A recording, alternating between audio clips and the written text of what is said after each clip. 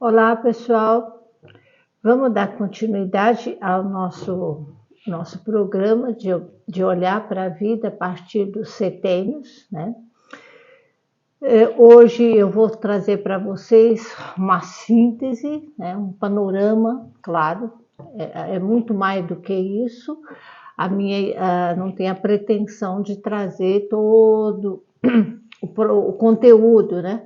É muito amplo, mas trazer aquilo que é o mais importante, assim, a síntese do que acontece nessa fase da vida, que vai dos 14 aos 21 anos, né? Se existe uma palavra, uma frase que sintetiza muito bem esse momento da vida, é a verdade. E que verdade, né? Que verdade que nós estamos falando?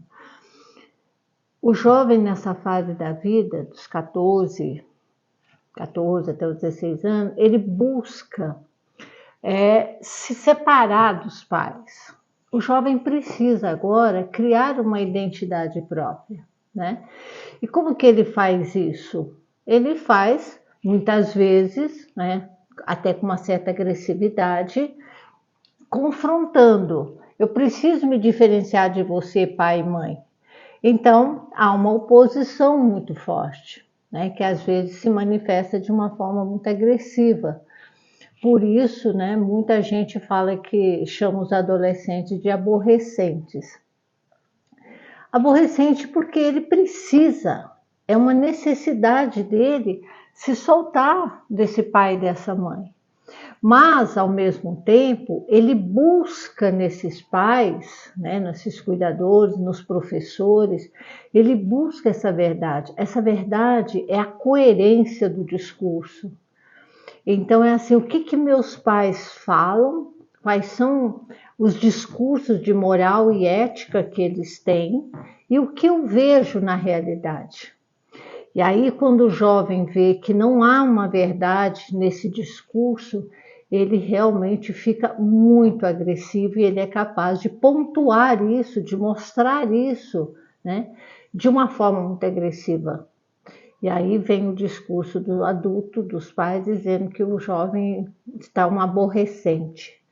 Então, pessoal, observem vocês como foi essa fase, né, que você buscava essa verdade, essa coerência desse discurso, e você que é pai, hoje pai e mãe, de um jovem que esteja nessa fase da vida, porque é um momento de muita solidão, porque é um momento em que ele realmente agora começa a perceber o mundo.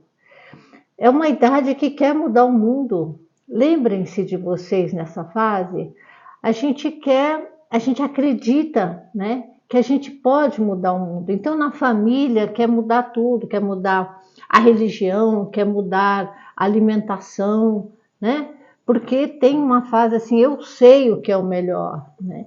É um pensamento de realmente chega a ser inocente, né? De acreditar que realmente pode mudar o mundo com aquilo que ele acredita nas possíveis mudanças. E isso é muito importante. E observar assim, quando você estava vivenciando isso, que você trazia isso para a família, as mudanças, né, de comportamento, de atitude, como que era isso? Era acolhido? Não era acolhido? Era desqualificado até, né, chacota, ironia, enfim. E tenha esse cuidado hoje quando o seu filho, a sua filha trouxer esses desejos de mudança, sabe? Não tem coisa mais triste do que você matar esse sonho, né? Então o jovem traz uma ideia, diz, tudo é bobagem, nada vai mudar, né? Acho que era Dom Paulo de Evaristo Armes que tinha um texto bonito que ele falava sobre isso, né? De matar o sonho de um jovem. Então, às vezes, os adultos já estão tão calejados, tão desiludidos com a vida, que quando o jovem vem trazer uma proposta, é rechaçada de uma forma, isso é bobagem, vai fazer outra coisa, não tem nada a ver, não é? Então pense muito sobre isso, porque essa fase da vida ela é muito delicada. A gente tem hoje muitos suicídios nessa fase da vida, muitos suicídios, né? Às vezes nem se coloca, nem se publica tanto, mas é muito porque tem esse momento de muita solidão. Imagina criar uma personalidade própria. O grupo, o grupo exerce muita influência nesse momento da vida, muitas vezes muito mais do que a família. Então, se já não vem vindo aqueles valores morais, né, os princípios éticos de uma forma mais contundente, agora isso tudo é colocado em jogo, porque o grupo pode ter uma proposta muito diferente da família. E como eu disse lá no CTN anterior, essa necessidade de pertencimento que é cada vez maior. A vida toda nós estamos aí fazendo coisas que muitas vezes não queremos ou deixando de fazer por conta do pertencimento, seja o pertencimento na família, no grupo, né? Nos grupos sociais que pertence. Então, observe sobre isso hoje e lembre-se de sua vivência nessa época, né? Você foi capaz de dizer não para o grupo diante de ofertas, seja drogas lícitas ou ilícitas, ou qualquer comportamento socialmente não aprovado, né? Que até hoje pode trazer sequelas, consequências graves de atitudes que foram tomadas nessa fase da vida, não é? Uma maturação sexual, ela se dá de uma forma mais intensa do que no CTN anterior. Lá começa a entrar os hormônios, aquela questão neurológica que eu falei para vocês, que a neurociência diz que certas sinapses, né, são agora acontecem que antes não acontecia no cérebro, então tem uma alteração neurológica também, né? Além da fisiológica, que é muito intensa.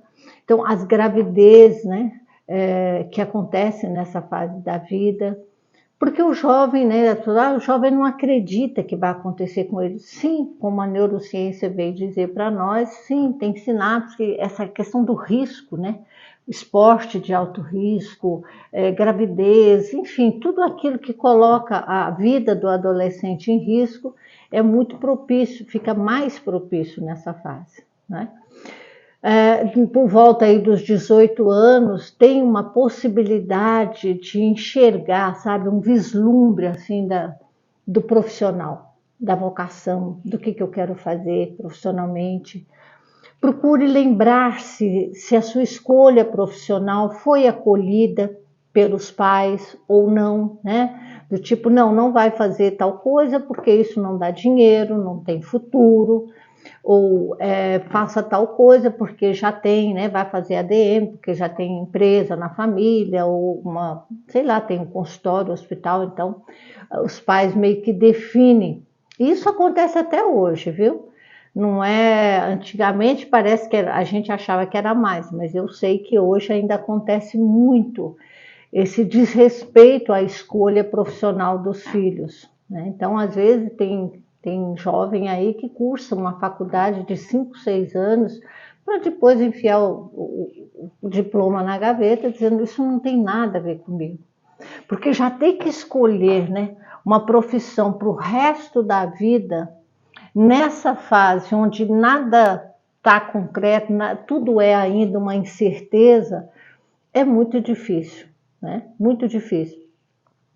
Então, até os 21 anos, né, hoje a neurociência fala em 25 anos que o nosso cérebro estaria completamente formado. Isso é a neurociência que diz, né? A lei vai falar em 21 anos, né, quando você tem agora que responder por todos os seus crimes. Então, a maioridade penal seria os 21 anos, né? E aí tem toda essa controvérsia, porque o garoto de 14 anos, de 13, que matou e tal, ele sabe do que está fazendo. Então, né? Pelo menos o que a neurociência e a psicologia vem trazer é que não, que ainda está num processo de amadurecimento. Então, essa busca dessa verdade, desse discurso, né, que muitas vezes os pais têm aquele discurso todo ético, todo moral, e o comportamento mostra exatamente o contrário. E o jovem está vendo tudo isso, e agora, não mais como o do CETENA anterior, onde ele meio que pressente, agora ele entende que há um discurso falso, tá? Então esse cuidado é bastante importante. Então, a síntese que eu quero trazer desse momento da vida é dessa verdade. É isso o jovem precisa. Ele precisa sentir nos pais uma autoridade amorosa, como o Rudolf Steiner falava, não só dos pais, como dos professores. Porque o que é uma autoridade? Porque pai e mãe não são amigos de filhos, né, gente? Existe uma hierarquia. Os pais vieram primeiro. Então, muitas vezes confunde e quer ser amiguinho dos filhos. Não, amigos são os amigos. Porque entre amigos não existe uma simetria, né? Não existe poder. Um amigo não tem poder sobre o outro. Isso é amizade. Né? Essa igualdade. Agora, pai e mãe, não. Pai e mãe são superiores, porque trouxeram para o mundo esse ser. E tem a responsabilidade.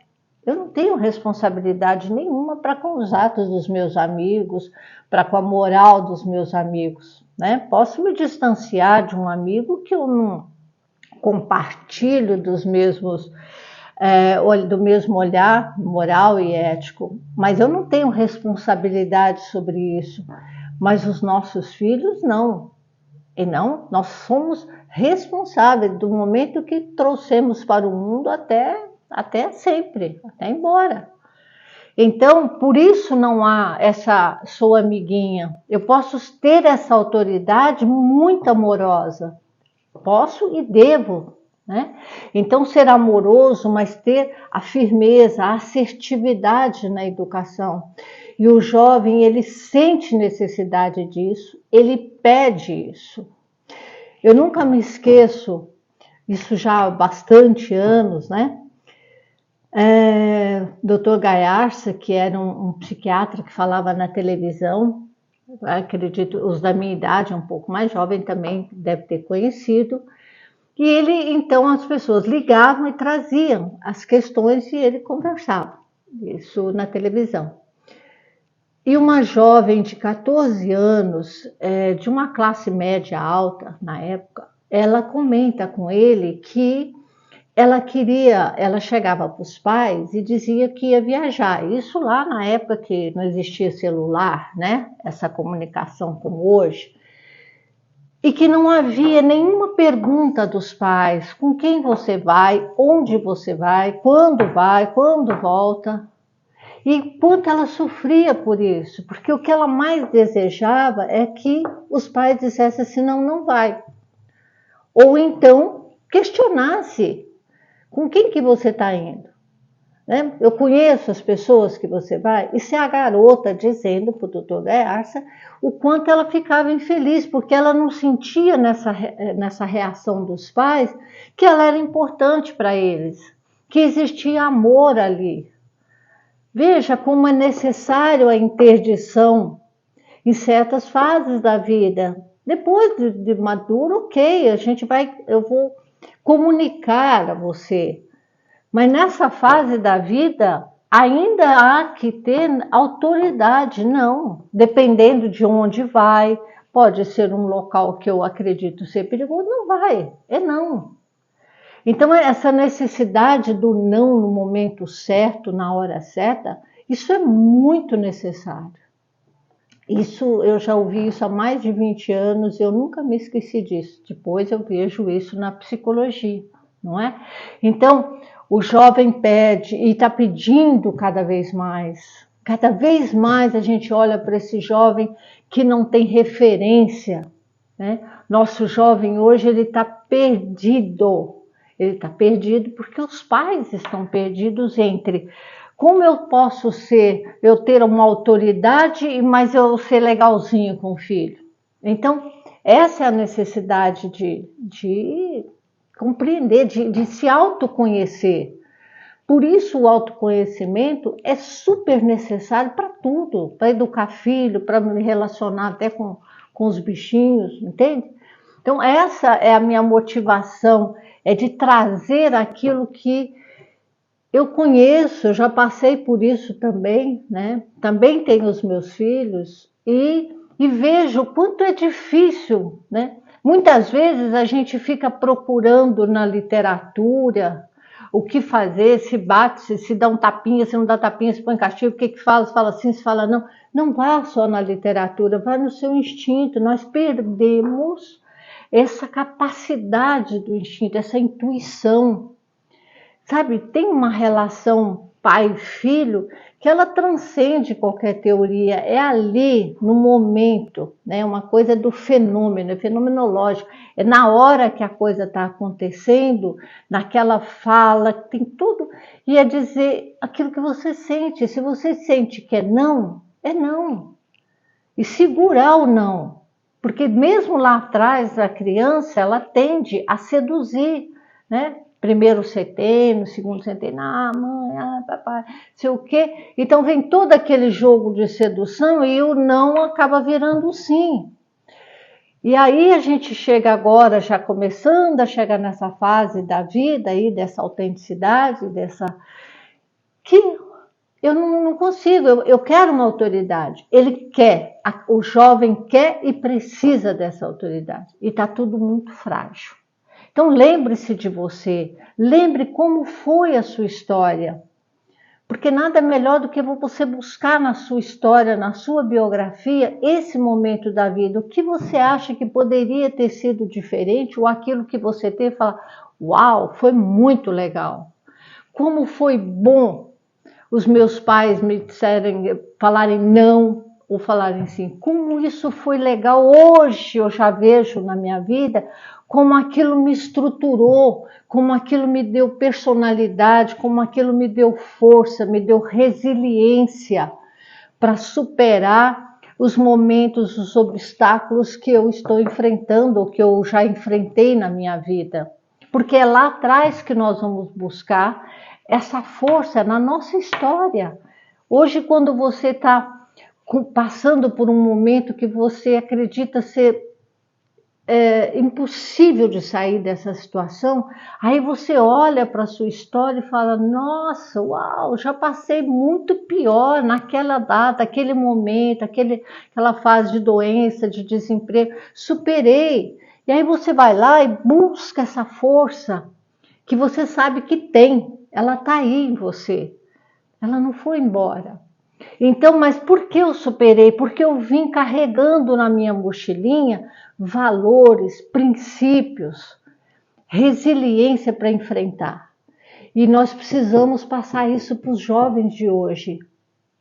Eles, como aquela garota lá, de 20 anos atrás, ela hoje também, né? Ele está pedindo, tá bom? Então, pessoal, esse é o recado, tá? O recado desse setênio é a busca da verdade, a busca de uma autoridade amorosa que venha dos professores, que venha dos pais, não é? Os valores éticos, morais, agora eles ficam fortes, agora é que a gente realmente fala, uau, passei ou não passei? Ok? Então, essa é a minha contribuição de hoje, dessa fase aí dos 14 aos 21 anos.